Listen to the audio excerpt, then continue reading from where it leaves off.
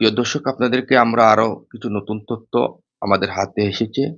আমরা বিভিন্ন সংবাদ মাধ্যম এবং আমাদের প্রতিনিধির মাধ্যমে আমরা কন্টিনিউ খবরাখবর নেওয়ার চেষ্টা করছি এবং আপনাদেরকে আপডেট দেওয়ার চেষ্টা করছি।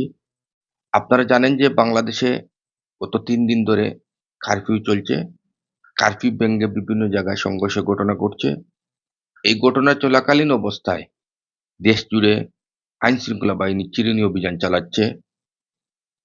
এছাড়া এই চিরুনি অভিযানে বিপুল সংখ্যক মানুষকে আটক করা হচ্ছে।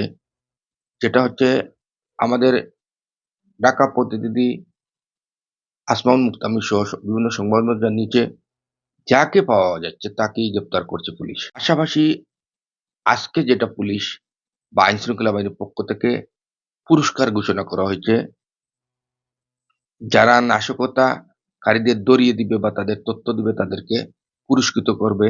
সোমবার এমন ঘোষণা দিয়েছেন ঢাকা মহানগর পুলিশের অতিরিক্ত কমিশনার হারুন আর রশিদ। তিনি বলেছেন, কোটা সংস্কারকে কেন্দ্র করে সংঘাত, সংঘর্ষ, হামলা, ভাঙচুর, অগ্নিসংযোগ ঘটনায় জড়িতদের চিহ্নিত করে মামলা দায়ের করা হয়েছে। নাশকতাকারীদের যদি ধরিয়ে দেওয়া হয় তাহলে পুরস্কার দেওয়া হবে বলে তিনি জানান। এছাড়া আরেকটা তথ্য আপনাদেরকে জানিয়ে রাখি যে আজকে দুপুরে প্রধানমন্ত্রী ব্যবসায়ীদের সাথে বৈঠকে বসছেন। বৈঠকে সংঘাতময় পরিস্থিতি নিয়ে তিনি ব্যবসায়ীদের সাথে কথা বলবেন। বেলা ৩টায় এই বৈঠক অনুষ্ঠিত হবে বলে জানিয়েছে এফবিসিসিআই, বিজিএম, এ বিটিএমএ এবং ই-কমার্স খাত সহ বেশ কয়েকটি ব্যবসায়ী সংগঠন। প্রধানমন্ত্রীর কার্যালয়ে বৈঠকটি অনুষ্ঠিত হওয়ার কথা রয়েছে। এছাড়া কারফিউ চলবে এবং প্রতিদিন ৩টা থেকে ৫টা পর্যন্ত কারফিউ শিথিল থাকে, সেটা করা হবে কন্টিনিউ। এবং সাধারণ ছুটি যেটা ছিল সোমবার, আজকে সোমবার শেষ হবে, সেটা এই ছুটির মেয়াদ আবার বাড়তে পারে।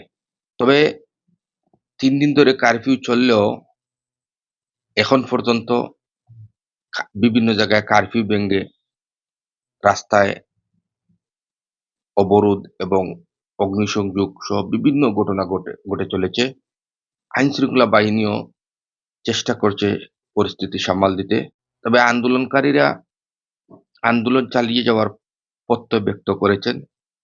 তারা তাদের কোটা সংস্কারের যে দাবি ছিল সেই দাবিটি আদালত থেকে পূর্ণ হলেও যারা নিহত হয়েছেন তাদের বিচার, মন্ত্রীদের পদত্যাগ সহ বিভিন্ন ইস্যুতে এই আন্দোলন তাদের চালিয়ে যাওয়ার প্রত্যয় ব্যক্ত করেছেন। তো আমরা আপনাদেরকে আরো নতুন তথ্য পেলে আপনাদেরকে জানানোর চেষ্টা করব।